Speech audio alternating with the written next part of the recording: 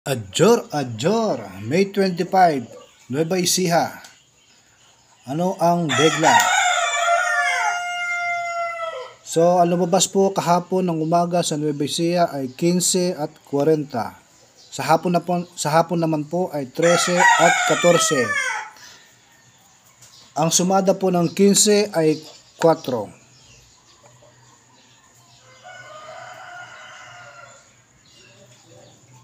At yung 8 naman po ay degla. At ito pong 30, ito po ang sumada ng 15 at 6. So ito po yung mga clue sa Nueva Ecija sa pang-umaga.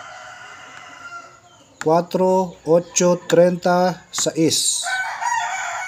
Sa hapon naman po, ang sumada ng 13 ay 4. Pwede din ang 26. At yung sumada ng 14 ay 15. Pwede din ng 28. Ito naman pong numero 12 ay meron po tayong nakitang pattern sa 13. So ito lang po yung mga magandang suggestion sa Nueva Ecija 4, 15, 12. Sa gabi naman po hindi po natin nakuha kasi wala po tayo nakuha sa mga group. May posibilidad po siya na magkaroon ng tumpyang sa gabi. Ayon sa aking nakikitang mga pattern.